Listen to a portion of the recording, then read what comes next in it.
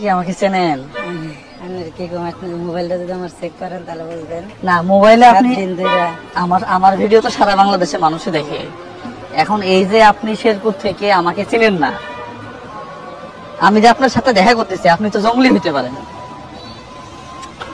দর্শক কেমন আছেন? এই ভিডিওটা আমাদের কাছে এসেছে এবং এই ভিডিওটা ভাইরাল হয়েছে, ঠিক আছে? এই ভদ্র ব্যক্তি হচ্ছেন একজন মানবতা ফেরিওয়ালা, অর্থাৎ সে মানবতার জন্য কাজ করে, বিভিন্ন জনকে সাহায্য করে এবং সেটা ভিডিও আকারে তুলে ধরে। তো এখন প্রশ্ন হচ্ছে, এই ব্যক্তি হুজুরকে দেখে সে তাকে বলতেছে, আপনি আমার কাছে আসছেন কেন? হ্যাঁ, আপনি আমার কাছে না বলে আসলেন কেন? হ্যাঁ, এরপর যে আমি আপনাকে টাকা দেব কেন? তারপর যে আপনি তো জঙ্গি হতে পারেন।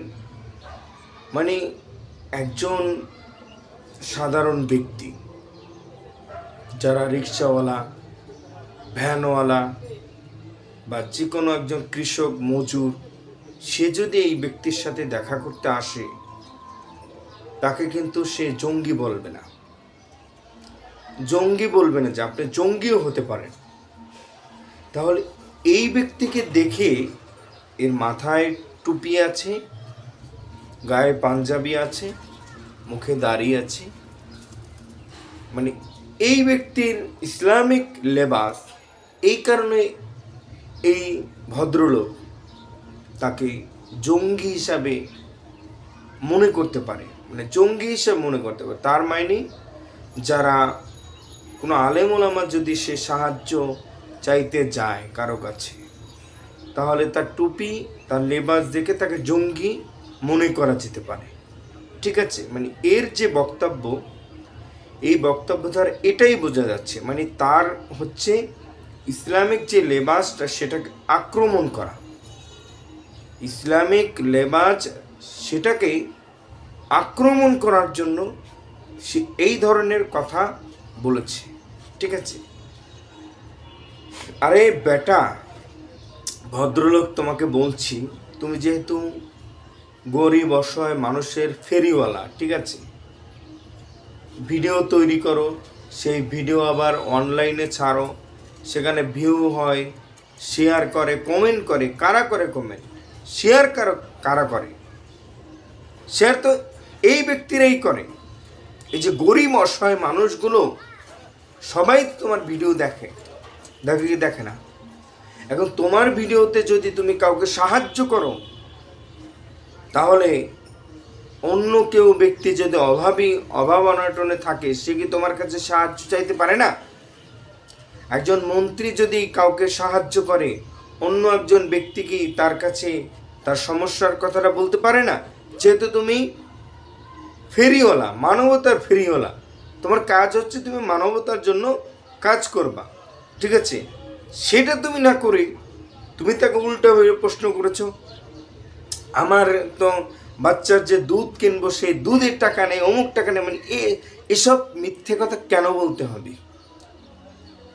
কেন বলতে হবে? তুমি তো একটা কোম্পানিতে চাকরি করো, ইউটিউব, ফেসবুক থেকে সাধারণ মানুষ তোমার ভিডিও দেখে, সেই ভিডিওতে তুমি লক্ষ লক্ষ টাকা আসে, হ্যাঁ, মিলিয়ন মিলিয়ন মানুষ দেখে, শেয়ার করে, তোমাকে ভালোবাসে, এই কারণে তোমার ভিডিও শেয়ার করে। যদি ভালো না বাসতো তাহলে ভিডিও শেয়ার করতো না। হ্যাঁ, এত টাকা তো ইনকাম করতে পারতে না। তাহলে তুমি মানুষের যে একটা